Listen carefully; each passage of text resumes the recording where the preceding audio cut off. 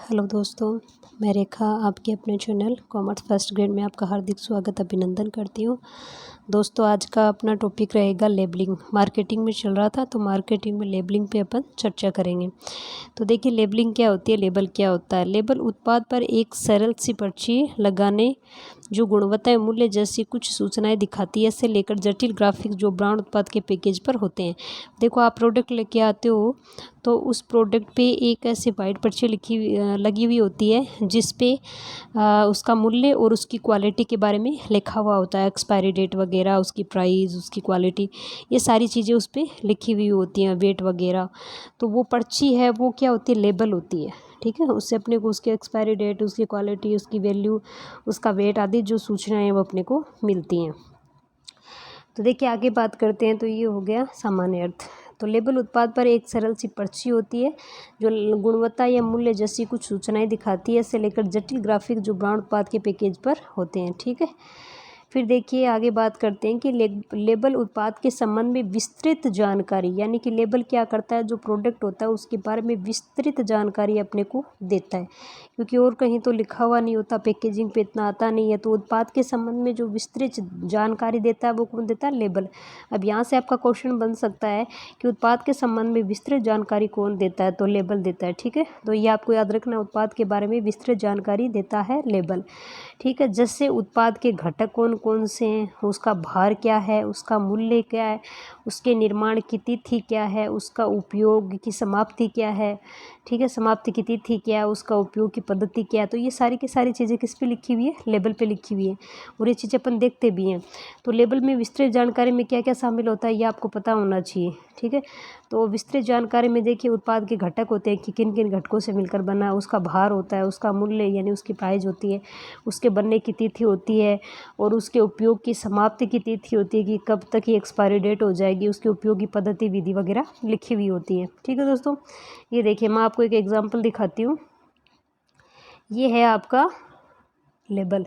ये देखिए, यहाँ से लेके यहाँ तक ये जो लगा हुआ ये क्या लेबल है। तो इसमें सारी चीज़ें बताई हुई है, जैसे इसमें टोटल फैट कितनी है। ठीक है, और ये देखिए नीचे इसके भार वगैरह है, कितने प्रतिशत इसमें क्या है, कौन कौन से घटकों से मिलकर बना है। ठीक है, तो ये क्या हो गया, लेबल हो गया। और ये सभी प्रोडक्ट पे आपको मिल जाएगा, जब भी आप प्रोडक्ट खरीदो तो वहाँ पे ये देख सकते हो। ये देखिए ऊपर अपन देख रहे थे वो लेबल यहाँ पे है कि भाई इसमें फैट कितनी है। ठीक है, और कोलेस्ट्रॉल वगैरह, सोडियम वगैरह ये कितने हैं, तो ये सारा इसमें दे रखा है, इसके भार वगैरह कितना है। ये फूड लेबल, फूड जब आप लेके आते हो तो उस पर इस तरीके से फूड लेबल लगा हुआ होता है। ठीक है दोस्तों, तो लेबल में मेरे हिसाब से कोई दिक्कत नहीं है। यानी जो आप प्रोडक्ट खरीद के लाते हो उस पर एक पर्ची लगी हुई होती है, और उस पर्ची में उस प्रोडक्ट से संबंधित उसको घटके के बारे में, उसके मूल्य के बारे में, वेट के बारे में, और उसकी उपयोग विधि के बारे में, एक्सपायरी डेट के बारे में आदि सूचनाएं लिखी हुई होती हैं। तो इसमें क्या क्या होता है उस पर अपन बात करते हैं। तो उत्पाद का विवरण है विषय वस्तु, यानी कि लेबल में क्या दिया होता है, उत्पाद का विवरण और उसकी विषय वस्तु दी हुई होती है, जिससे अपन उस उत्पाद के बारे में पता लगा सकते हैं। लेबल एक महत्वपूर्ण कार्य उत्पाद की उपयोगिता, उपयोग करने में सावधानी तथा इसके घटकों का वर्णन करता है। यानी लेबल एक महत्वपूर्ण कार्य है, इसका क्या, उत्पाद की उपयोगिता के बारे में बताएगा, और उसको उपयोग करने में जो सावधानियां बरतनी है उनके बारे में बताएगा, और इसके जो घटक है उनका इस पे क्या होता है, वर्णन होता है। तो उत्पाद का क्या होता है, पूर्व विवरण, और उसकी क्या होती है, उसमें विषय वस्तु शामिल होती है। फिर आता है कि उत्पाद अथवा ब्रांड की पहचान करना, और अपन इससे क्या है कि लेबल से उस उत्पाद की या उस ब्रांड की अपन क्या कर सकते हैं, पहचान कर सकते हैं। लेबल का दूसरा महत्वपूर्ण कार्य है, लेबल का दूसरा महत्वपूर्ण कार्य है उत्पाद अथवा ब्रांड की पहचान करना, क्योंकि अपन लेबल देखकर उस प्रोडक्ट की क्या कर लेते हैं, पहचान कर लेते हैं। इससे अपने को उसको पहचानने में क्या रहती है, आसानी रहती है। ठीक है, तो क्या क्या, उत्पाद का विवरण ये विषय वस्तु होती है, उत्पाद एवं ब्रांड की उसमें क्या होती है, पहचान करने में आसानी होती है। ये देखिए यहाँ से ये लेबल ही लगे हुए हैं सारे, ये लेबल है। ठीक है, ये देखिए ये लेबल पे, इन पे ब्रांड नेम वगैरह, प्रोडक्ट नेम वगैरह, ठीक है, ये सारी एडिशन इन्फॉर्मेशन है, ये इधर लिखी हुई, और ये न्यूट्रिशन इफेक्ट होते हैं, ये सारी की सारी इसमें लेबल में लिखी हुई होती है। ठीक है, फिर देखिए यहाँ से आप और एग्जांपल दे सकते हो, एग्जांपल काफ़ी है, आप जो भी एग्जांपल दिमाग में बिठाना चाहते हो वो बिठा सकते हो। ठीक है दोस्तों, और ये देखिए यहाँ से ये भी क्या है, लेबल ही है। अब देखिए बात करते हैं अपन, किसी उत्पाद के लेबल से अनेक पैकेजों से अपने पसंद के ब्रांड की पहचान की जा सकती है। कि किसी उत्पाद के लेबल से, कोई भी उत्पाद अगर अपन उसका लेबल देखते हैं तो उसके अनेक पैकेजों में से अपने पसंद के ब्रांड की, क्योंकि अलग अलग पैकेज होते हैं, ये तो है नहीं कि भाई एक प्रोडक्ट में एक ही पैकेज होता है, तो अपन उसके अलग अलग पैकेज को पसंद करके ब्रांड की पहचान कर सकते हैं। और अन्य सामान्य समान सूचनाएं जो लेबलों पर दी जाती हैं वे हैं निर्माता का नाम। और इसके अलावा लेबलों पे क्या क्या होता है, निर्माता का नाम होता है कि भाई किसने बनाया है, उसका पता होता है, कहाँ से बन के आया, पे करते समय उसका वजन कितना था और उसकी प्रोडक्शन डेट क्या थी, अधिकतम फुटकर मूल्य, भेद संख्या उसकी क्या है। तो ये भी एक्स्ट्रा चीज़ें उस पर, या एक्स्ट्रा सूचनाएं उस पर लिखी हुई होती हैं। ठीक है, फिर देखिए ये देखिए यहाँ से ये आपकी, मैं थोड़ा सा आपको बड़ा करके दिखा देती हूँ, ये रही, ये आपका क्या होता है, लेबल होता है। आप देखना लेबल आपको मिल जाएगा, हर एक जो प्रोडक्ट होता है उसका अलग अलग लेबल और उसके अलग अलग घटक होते हैं। ये देखिए, ये देख रही है मैडम, यहाँ से ये प्रोडक्ट है, इस पर ये लेबल लगा हुआ, तो इस पर वेट वगैरह, डेट वगैरह सब चीज़ें अपन आसानी से देख सकते हैं और उस प्रोडक्ट के बारे में अपन पता लगा सकते हैं। ठीक है दोस्तों, चलिए अब आगे बात करते हैं इसमें उत्पादों का श्रेणीकरण। अब लेबल से अपन क्या कर सकते हैं, जो उत्पाद है उनका आसानी से श्रेणीकरण कर सकते हैं, क्योंकि श्रेणीकरण करने से क्या है कि उत्पाद को खोजने में अपने को क्या नहीं होगी, ज़्यादा मुश्किल नहीं होगी।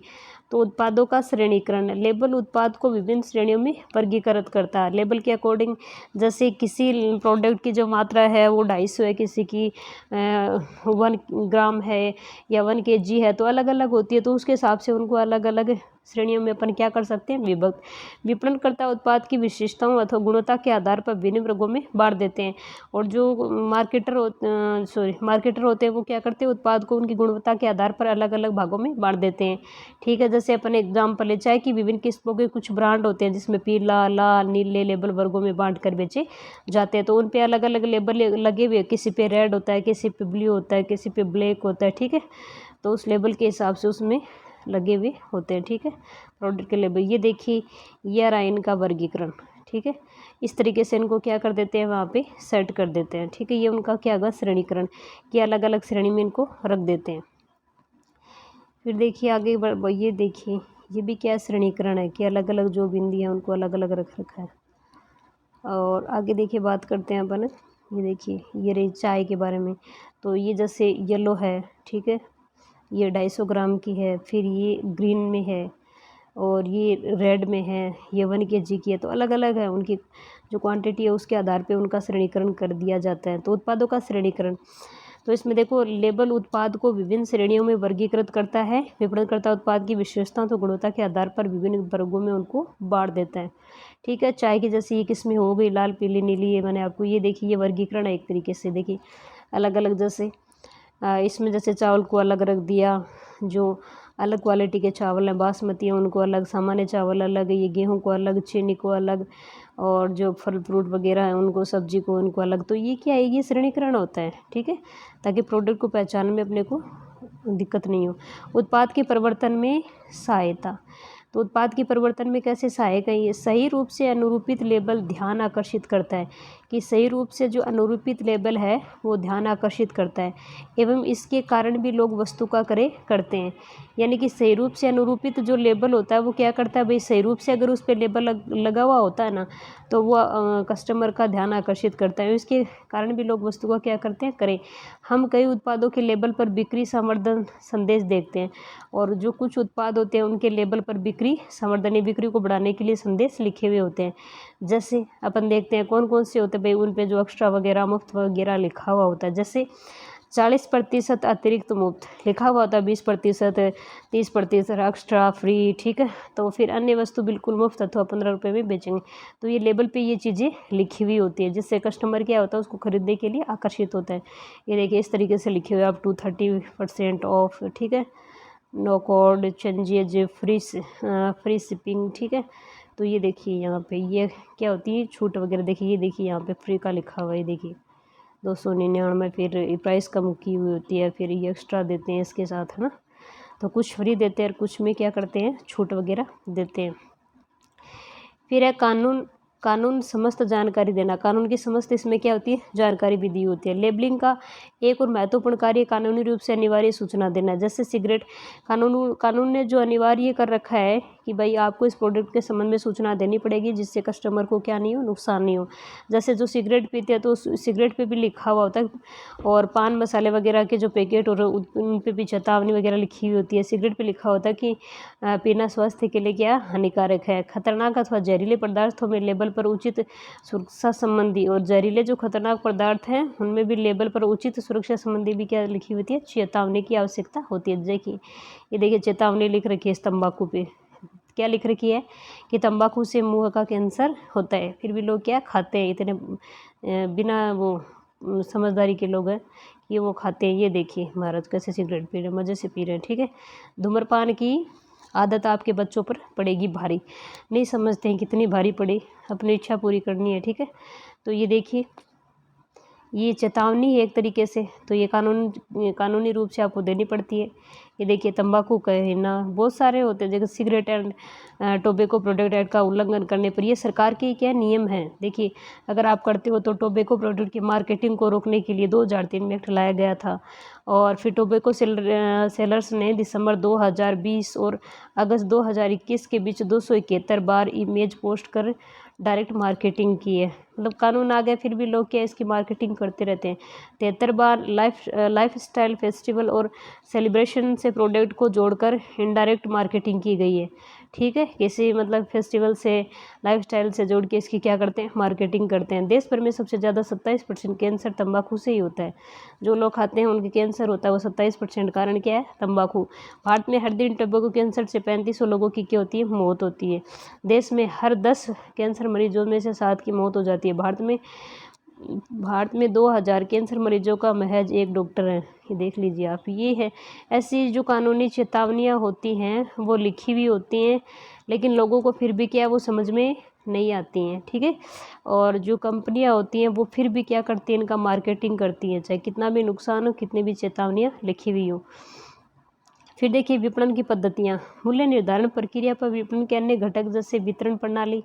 विपणन की क्या क्या पद्धतियाँ, तो वितरण प्रणाली होगी, विक्रयकर्ताओं की गुणवत्ता, विज्ञापन की गुणवत्ता क्या होगी, कितना विज्ञापन किया गया है, विक्रय संवर्धन के कार्य क्या होंगे, पैकेजिंग किस प्रकार की जाएगी, ठीक है। उत्पाद की अन्य उत्पादों से भिन्नता, उधार की सुविधा एवं ग्राहक सेवा का भी इस पर प्रभाव पड़ता है। तो किस प्रकार पैकेजिंग वगैरह की जाएगी, गुणवत्ता क्या होगी, विज्ञापन क्या होगा, तो इन सबको इसमें क्या किया जाता है, शामिल। तो ये विपणन की क्या होती हैं, पद्धतियाँ होती हैं, इन पद्धतियों को इसमें शामिल किया जाता है, ठीक है दोस्तों। तो चलिए अब ये अपना कंप्लीट हो गया लेबलिंग। अब नेक्स्ट जो अपना आता है भौतिक वितरण। भौतिक वितरण क्या होता है कि वस्तुओं को डिस्ट्रीब्यूट करना, यानी उनको उत्पादन से लेकर उपभोक्ता तक पहुंचाना। तो विपणन मिश्र का चौथा जो महत्वपूर्ण घटक है वो है वस्तु एवं सेवा का क्या करना, क्योंकि अपने 3 घटक तो पढ़ लिए और अब ये चौथा घटक है। तो विपणन मिश्र का चौथा घटक कौन सा है, पहले वस्तु एवं सेवा का क्या करना, वितरण, यानी पहले बोल सकते हो। वस्तुओं के उत्पाद पैकेज किए जाने, ब्रांड किए जाने, मूल्य निर्धारित, परिवर्तन के पश्चात इनको सही स्थान पर क्या होता है, पहुंचाना होता है। सही स्थान पर, सही मात्रा में एवं सही समय पर ग्राहक को उपलब्ध करवाना होता है, ठीक है। तो वस्तु के उत्पाद पैकेज किए जाने मतलब उनकी पैकेजिंग होने के बाद, ब्रांड किए जाने के बाद, मूल्य निर्धारण होने के बाद, परिवर्तन के पश्चात, ये सारे कार्य हो गए। उसके बाद सही स्थान पर, सही मात्रा में, सही समय पर, सही ग्राहक को क्या करवाना, उपलब्ध करवाना, ठीक है। ये होता है भौतिक वितरण। और देखिए उसके बाद आता है अपना मूल्य निर्धारण। भौतिक वितरण हो गया, उसके बाद आता है मूल्य निर्धारण। तो मूल्य निर्धारण उपभोक्ता उत्पाद एवं सेवाओं को प्राप्त करने अथवा उसका उपभोग करने के बदले में मूल्य चुकाता है। कोई भी जो उपभोक्ता होता है वो उत्पाद और सेवा होता है उसको प्राप्त करने अथवा उसका उपभोग करने के बदले में क्या चुकाता है, मूल्य। क्योंकि देखिए कोई भी वस्तु और कोई भी सेवा फ्री में तो मिलती नहीं है, तो उसका कुछ ना कुछ मूल्य तो चुकाना ही पड़ता है। इसे उत्पाद या सेवाओं का मूल्य कहते हैं। तो इसे क्या कहते हैं, उत्पाद या जो सेवा होती है उसका मूल्य कहते हैं। मूल्य की परिभाषा क्या होती है कि यह क्रेता द्वारा भुगतान किए गए अथवा विक्रेता द्वारा प्राप्त की गई वह राशि है जो उत्पाद अथवा सेवा के क्रय के बदले में दी जाती है। यानी इसमें विक्रेता प्राप्त करने वाला होगा, क्रेता चुकाने वाला होगा, और क्रेता इसमें वस्तु प्राप्त करेगा और विक्रेता इसमें वस्तु को देगा। तो उस प्रोडक्ट या उस सेवा की क्या होती है, प्राइस देनी पड़ती है। देखिए प्राइस डिटर्मिनेशन कैसे कैसे होती है, यानी प्राइस का निर्धारण कैसे कैसे होता है। तो देखिए उसकी डिमांड के आधार पर उसका निर्धारण की किस वस्तु की, किस प्रोडक्ट की कितनी डिमांड है, तो उसके आधार पर उसकी प्राइस, अगर डिमांड ज़्यादा है तो प्राइस भी उसकी क्या होगी, ज़्यादा। अगर डिमांड कम है तो प्राइस भी क्या होगी, कम। कॉस्ट अगर उसकी लागत ज़्यादा है तो उसकी जो भाई प्राइस उसी के आधार पे निर्धारित की जाएगी। अगर ज़्यादा है तो कॉस्ट ज़्यादा लगी तो फिर प्राइस भी ज़्यादा होगी। और कंपटीशन के आधार पे भी उसका मूल्य नहीं, भाई बाज़ार में क्या कंपटीशन है, किस तरीके से किस प्रोडक्ट की कितनी क्या प्राइस चल रही है, तो उसके हिसाब से कंपटीशन के हिसाब से लाइफ साइकिल क्या है उसकी, भाई कितने समय तक ये फ़ायदा देगी, तो उसके आधार पर ज़्यादा लंबे टाइम तक फ़ायदा देगी तो ज़्यादा कीमत, कम टाइम के लिए देगी तो कम कीमत। सेल्स चैनल, ठीक है, और गवर्नमेंट, इनके आधार पर क्या होता है, इनका प्राइस डिटर्मिनेशन होता है, यानी निर्धारण। ये देखिए पे के आधार पे, ठीक है। अब होता है मूल्य निर्धारण, इस पे 15 तक ये हो गया, परिभाषा हो गई, ठीक है, यहाँ से ये हो गया। फिर देखिए उत्पाद की कीमत में वृद्धि से, कोई जो उत्पाद होता है उसकी कीमत में वृद्धि होती है तो उसकी मांग घट जाती है, कि उत्पाद की कीमत में वृद्धि, क्योंकि जैसे प्रोडक्ट की कीमत बढ़ी तो उसकी मांग क्या हो जाएगी, घट जाएगी। क्यों? क्योंकि लोग उसकी कीमत नहीं चुका पाएंगे, भाई मूल्य ज़्यादा हो गया तो अब वस्तु को खरीदना बंद कर देंगे, और कीमत के घटने से मांग वृद्धि हो जाती है। जैसे कीमत नीचे आएगी तो लोग उसको खरीद लेंगे। पूर्ण प्रतियोगिता की स्थिति में अधिकांश फर्म इसी तत्व के आधार पर एक दूसरे से प्रतियोगिता कर लेती है, और जो पूर्ण प्रतियोगिता है ना, उसमें अधिकांश फर्में इसी आधार पर क्या करती है, एक दूसरे से प्रतियोगिता करती रहती हैं। फर्म की आयगत प्राप्ति और लाभ को प्रभावित करने वाला ये एकमात्र तत्व होता है, और फर्म की जो आयगत प्राप्ति और लाभ है उसको प्रभावित करने वाला एकमात्र तत्व कौन सा होता है, मूल्य निर्धारण, ठीक है। अधिकांश विपणनकर्ता अपनी वस्तुओं और सेवाओं के मूल्य निश्चित करने को बहुत अधिक महत्व देते हैं, ठीक है। ये देखिए वापस से आ गया है डिटेल, ये आज 3 बार रिपीट हो गया, ठीक है। यहाँ से देखिए मूल्य कीमत निर्धारण के तत्व कौन कौन से हैं, कि कौन कौन से तत्व मूल्य निर्धारण को प्रभावित करते हैं, किसके आधार पर मूल्य का निर्धारण किया जाता है। तो सबसे पहले आता है वस्तु की लागत। वस्तु की लागत के आधार पर अपन मूल्य का निर्धारण करते हैं।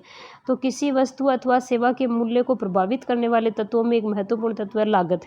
इस लागत में वस्तु के उत्पादन, कि उस वस्तु का उत्पादन और उसका वितरण और विक्रय की लागत सम्मिलित होती है, कि भाई इन पे कितनी लागत लगी है प्रोडक्शन करने में, डिस्ट्रीब्यूशन करने में और सेल करने में। तो उस लागत के आधार पे उस प्रोडक्ट की क्या होती है, प्राइस निर्धारित होती है, ठीक है। तो उसकी लागत को ध्यान में रखा जाता है।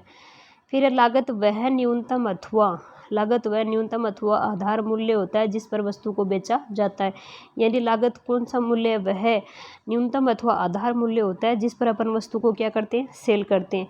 दीर्घ अवधि में कोई भी फर्म अस्तित्व में नहीं रह सकती। लंबे टाइम तक क्या है कि कोई भी फर्म अस्तित्व में नहीं रह सकती जब तक वह अपनी पूरी लागत को न वसूले। भाई अगर लागत नहीं वसूलेंगे तो वो फर्म क्या है, कंपटीशन में टिकी नहीं रह सकती, उसे लागत अपनी वसूल करनी पड़ती है। जैसे एक प्रोडक्टर है, वो किसी वस्तु को बनाता है और उसकी लागत 110 रुपये आई है, तो उस लागत को उसको वसूल करेगा, कैसे भी वसूल करे, कस्टमर से करे या कैसे, ज़्यादा तो कस्टमर से वहन की जाती है, लेकिन वो क्या करेगा, उसको वसूल कर लेगा, ठीक है। और लागत 3 प्रकार की होती है। अब लागत कैसी कैसी होती है, कितने प्रकार की होती हैं, 3 प्रकार की। स्थायी लागत, परिवर्तनशील लागत, अर्ध परिवर्तनशील लागत। स्थायी का मतलब कि फिक्स है, वो लगेगी, चाहे आप प्रोडक्शन करो या चाहे नहीं करो, वो फिक्स है, वो लगेगी, ठीक है। और परिवर्तनशील लागत है कि वो कभी लगेगी कभी नहीं लगेगी। अर्ध परिवर्तनशील क्या हो जाएगी, मतलब आधी भाई स्थायी होगी और आधी क्या होगी, परिवर्तित होगी, ठीक है, नहीं बदलने वाली होगी, चेंज होने वाली होगी, तो वो इसमें आ जाएगी। स्थायी या स्थिर लागत वह लागत है जो फर्म की क्रियाओं के स्तर, जैसे उत्पादन विक्रय की मात्रा के परिवर्तन के साथ नहीं बदलती है। यानी कि विक्रय की जो मात्रा है उसके परिवर्तन के साथ नहीं बदलेगी, कि विक्रय की आज आपने जैसे 1000 प्रोडक्शन किया तो आपकी स्थायी लागत इतनी आई, अगर 100 प्रोडक्शन किया तो नहीं, ये क्या फिक्स होती है, चाहे हाँ विक्रय कितना भी करो, ज़्यादा करो कम करो, इससे इसको मतलब नहीं होता है। ये मतलब कि अपनी स्थिर रहेगी, जैसे 10 रुपये लग रही है तो 10 10 10 10। और परिवर्तनशील लागत क्या होती है, ऐसी लागत होती है जो विक्रय की मात्रा के साथ बढ़ती है और घटती है, ठीक है। जो लागत व्यवसाय की मात्रा के अनुपात में घटती बढ़ती है वह क्या होती है, परिवर्तनशील लागत, ठीक है। तो व्यवसाय की मात्रा के अनुपात में ये क्या है, घटती बढ़ती रहती है। अर्ध परिवर्तनशील लागत वे लागतें हैं जो उत्पादन की मात्रा के साथ बढ़ती तो है लेकिन समान अनुपात में नहीं।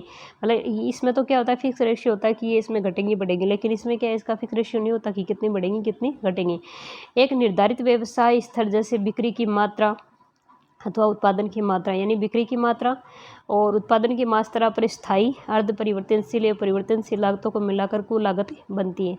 यानी कि भाई जो आपका उत्पादन की जो मात्रा पर स्थायी अर्ध परिवर्तनशील और परिवर्तनशील लागतों को मिलाकर क्या बनती है, इन तीनों को मिलाएंगे तब क्या बन जाएगी, अपनी कुल लागत बन जाएगी। ठीक है, यानी लागत में इन तीनों को शामिल किया जाता है। फिर उपयोगिता एवं मांग, क्रेता जो मूल्य देना चाहता है, पहले तो हो गया अपना मूल्य निर्धारण वाले में। ठीक है, ये जो लागत है उसके आधार पे उसका मूल्य निर्धारण। दूसरा क्या है कि उपयोगिता एवं मांग, दूसरा मतलब अपन किसी प्रोडक्ट की उपयोगिता और मांग के आधार पे उसका मूल्य निर्धारित करते हैं। जैसे उसकी उपयोगिता कितनी है, ज़्यादा है, कम है, उसकी मांग कैसी है, कम है या ज़्यादा है।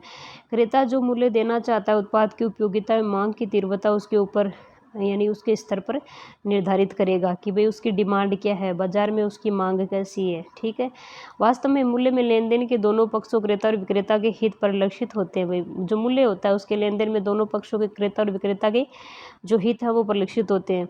ठीक है, कम से कम मूल्य के बदले में प्राप्त उत्पाद की क्रेता के लिए उपयोगिता है। विक्रेता क्या चाहता है कि उसे कम से कम मूल्य में क्या हो, वस्तु प्राप्त हो, जबकि विक्रेता क्या चाहता है कि वो ज़्यादा से ज़्यादा लाभ कमाए, वस्तु को ज़्यादा से ज़्यादा पैसों में बेचे, जबकि क्रेता चाहता है कि वो कम से कम रुपए में उस वस्तु को खरीदे। मांग के नियम के अनुसार, मांग का नियम क्या कहता है कि उपभोक्ता ऊंची कीमत की तुलना में कम मूल्य पर अधिक मात्रा में क्रय करते हैं। यानी वो बात आ गई कि अगर ऊंची कीमत की तुलना में ज़्यादा कीमत होगी तो वो क्या है, कम मात्रा खरीदेंगे, और उसकी मालों की कीमत नीचे आ गई तो वो क्या करेंगे, मात्रा ज़्यादा खरीदेंगे। किसी वस्तु का मूल्य उसकी मांग की लोच पर निर्भर करता है। ठीक है, तो किसी वस्तु का जो मूल्य है उसकी किस पे निर्भर करता है, उसकी मांग की लोच पर।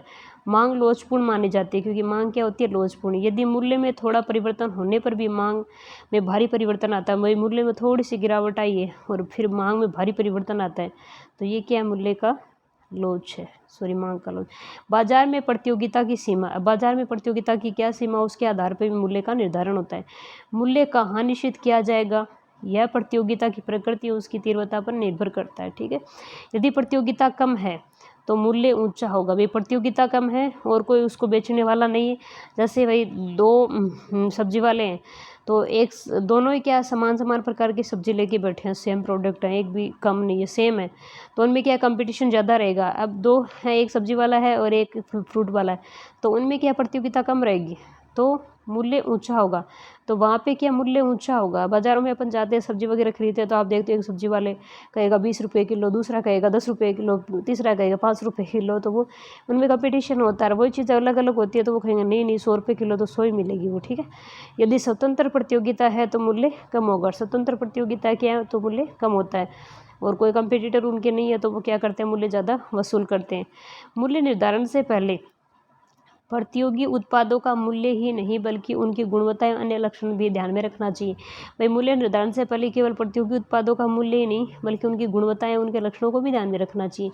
यानी कि प्रतियोगिता में बस आप आनंद फानंद में उच्च दाम पे बेच रहे हो, गुणवत्ता और उसके लक्षण भी तो देखे जाएंगे ना। उसकी गुणवत्ता अच्छी है तो लोग क्या उसकी कीमत ज़्यादा देंगे, वरना लोग नहीं देंगे उसकी कीमत। सरकार व कानूनी नियम, मूल्य निर्धारण में अनुचित व्यवहार के विरुद्ध जनसाधारण के हितों की रक्षा के लिए कभी कभी क्या सरकार भी, अगर मूल्य ज़्यादा बढ़ जाते हैं तो सरकार भी उसमें हस्तक्षेप करती है और मूल्य को कम करती है। सरकार हस्तक्षेप कर वस्तु के मूल्य में नियमन करती है। किसी भी उत्पाद को सरकार आवश्यक वस्तु घोषित कर उसका नियमन कर सकती है। जैसे कोई आवश्यक वस्तु है और उस पर पैसे ज़्यादा ले रही है, तो जो सेलर होते हैं या प्रोडक्टर होते हैं वो पैसे ज़्यादा लेते हैं, तो सरकार क्या करेगी, वहाँ उसकी कीमत फिक्स कर देगी, उसकी कीमत को नियम के आधार पे फिक्स कर देगी। उदाहरण किसी कंपनी द्वारा निर्मित दवा, कभी जैसे सरकार करती है ना, कुछ मुफ्त दवाएं देती है, उनकी रेट फिक्स कर देती है। सरकार इसके लिए दवा को अनिवार्य वस्तु घोषित कर मूल्य नियमन करेगी। अब सरकार क्योंकि वो अनिवार्य वस्तु है, सभी के काम आने वाली है, प्रत्येक जैसे कोविड में हुआ था तो कोविड में सरकार ने किया ही था भाई, फ्री भी इंजेक्शन फ्री किए थे, उनमें अपने इससे कहाँ पैसा लिया गया था, तो वो वहाँ पर सरकार क्या करती है, अपना नियमन करती है। ठीक है, मूल्य निर्धारण का उद्देश्य, तो किसी भी वस्तु और मूल्य निर्धारण के उद्देश्य में किसी भी वस्तु अथवा सेवा का मूल्य निश्चित करने प्रभावित करने वाला तत्व मूल्य निर्धारण का उद्देश्य है अधिकतम लाभ कमाना। इसका तो एक ही उद्देश्य क्या है, अधिकतम लाभ कमाना। मूल्य निर्धारण क्यों करते हैं, ताकि अपन अधिक से अधिक लाभ कमा सके। अल्प अवधि में अधिक लाभ उत्पादों का अधिकतम मूल्य लेने से प्राप्त होता है। भाई कम अवधि में अपन अधिक अगर लाभ उत्पादों से प्राप्त करना चाहते हैं तो अधिकतम मूल्य लेने से प्राप्त होगा। अधिकतम मूल्य लेना, न ज़्यादा न कम, तो उससे क्या है कि अपने को अधिकतम लाभ प्राप्त हो सकता है।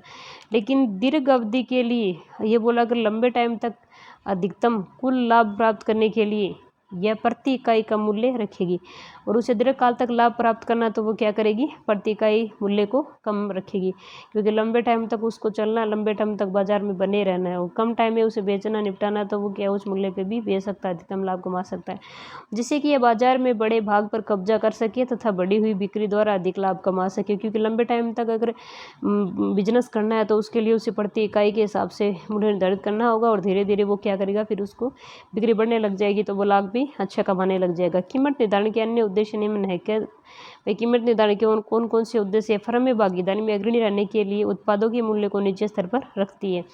और क्या होता है कि जो फर्में है ना, वो बाजार में भागीदारी रखने के लिए या अग्रणी रहने के लिए उत्पादों के मूल्य को कभी कभी क्या करती हैं, नीचा भी रखती हैं, जिससे क्या है कि उनके प्रोडक्ट ज़्यादा से ज़्यादा बिके रह सकते हैं।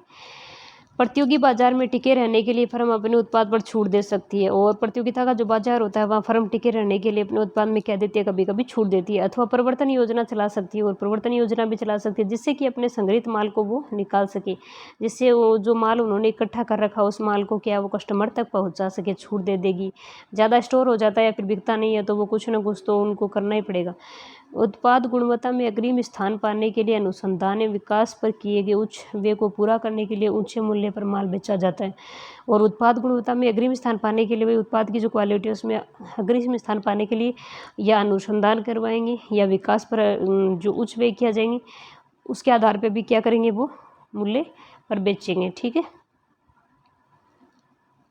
ये भौतिक वितरण वापस से कैसे आ गया, अच्छा वहाँ पे ये पूरा टॉपिक हुआ नहीं था, चलिए पढ़ लेते हैं, थोड़ा पीछे से ये वापस रिपीट हुआ है। भौतिक वितरण, भौतिक वितरण ये अपन देखा था कि ये इसका क्या है, चौथा तत्व मूल्य निर्धारण अपना हो गया है।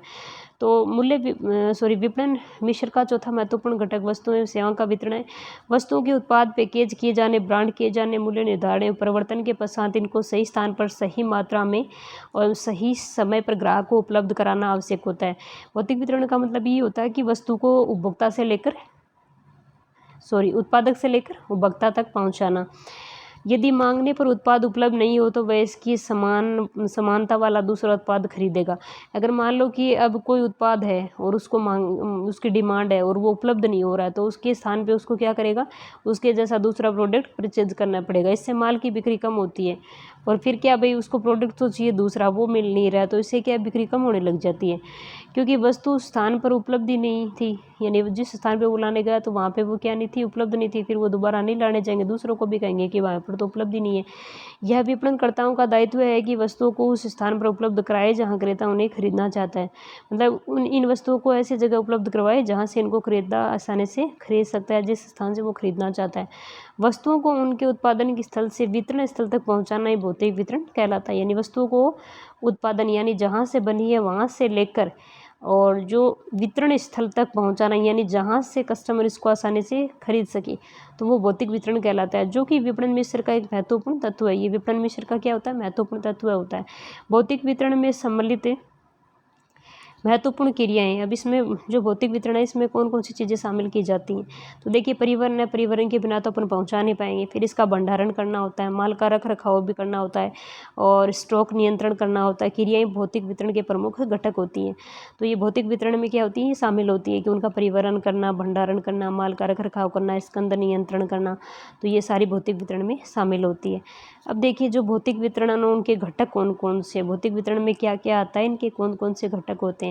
तो सबसे पहला होता है आदेश की प्रक्रिया। उत्पाद का प्रवाह है वितरण के विभिन्न माध्यमों से ग्राहक की ओर होता है, जबकि आदेश इसके विपरीत दिशा में चलता है, अर्थात ग्राहक से निर्माता की ओर होता है। वैसे तो क्या है कि उत्पाद का प्रवाह है वितरण के विभिन्न माध्यमों से ग्राहक की ओर होता है, कि जहाँ से उत्पाद बना है वहाँ से लेकर ग्राहक की ओर इसका क्या होता है, प्रवाह होता है। लेकिन कहता है कि जब आदेश इसके विपरीत दिशा में चलता है, आदेश क्या होता है, इसकी विपरीत दिशा में चलता है, अर्थात ग्राहक से निर्माता की ओर, क्योंकि ग्राहक क्या देता है, आदेश देता है कि मेरे को इतने प्रोडक्ट चाहिए और इतने समय पे इस समय पे मुझे चाहिए, तो ये क्या होता है, विपरीत दिशा में होता है, ग्राहक से निर्माता की ओर चलता है। एक अच्छी वितरण प्रणाली वह है जिसमें आदेश की पूर्ति सटीक और शीघ्र होती है। एक अच्छी वितरण प्रणाली आप किसको मानोगे? जिसमें भाई जिससे आदेश आया तो आदेश के साथ ही उसकी क्या हो गई? पूर्ति हो गई, सटीक हो गई और शीघ्र हो गई, अन्यथा व्यवसाय की हानि होगी तथा ख्याति की क्षति होगी। अब किसी को भाई ज़रूरत है, बहुत ज़्यादा इमरजेंसी है, उसने ऑर्डर कर दिया कि मुझे ये प्रोडक्ट इस समय पे चाहिए, और वो कंपनी या वो जो दुकान है या सेलर है वो उसको या जो मार्केटर है उस समय पे नहीं पहुंचा पाता है, तो इससे क्या है कि सामने वाले को भी क्षति होगी, क्योंकि उसको वो जैसे शादी वगैरह में होता है कि भाई कोई सप्लाई वगैरह नहीं आती है, तो उससे क्या फिर परेशानी बहुत ज़्यादा उठानी पड़ती है।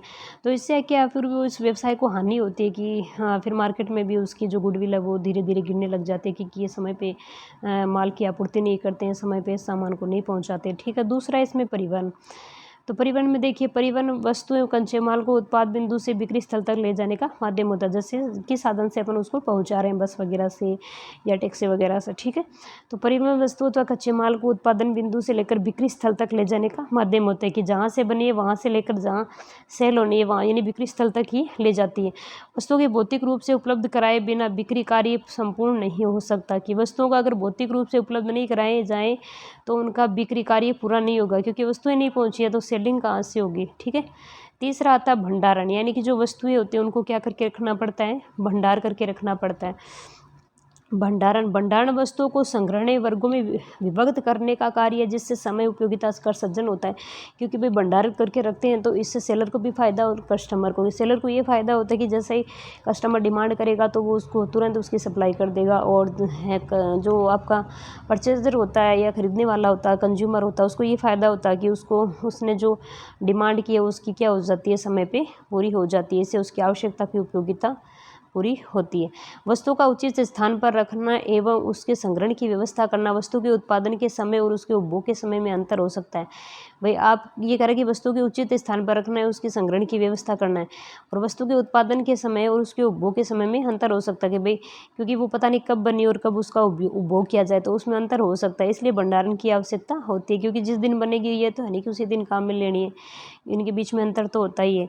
ग्राहक को आस पास विभिन्न स्थानों पर अधिक भंडारण गृह होंगे तो माल पहुंचाने में उतने ही कम समय में लगेगा। यदि भाई जो सेलर है वो यदि जगह जगह भंडार गृह रखेगा तो ग्राहक को क्या है कि माल पहुंचाने में ज़्यादा समय नहीं लगेगा। भंडारण की उतनी ही उतनी ही लागत बढ़ जाएगी, तो भंडारण की क्या लागत बढ़ जाएगी, और भंडार गृह यदि कम संख्या में होंगे तो इसके विपरीत होगा, और कम संख्या में अगर भंडार गृह होंगे तो लागत तो कम आएगी, लेकिन फिर उससे क्या है कि वो समय पे सप्लाई नहीं कर पाएंगे।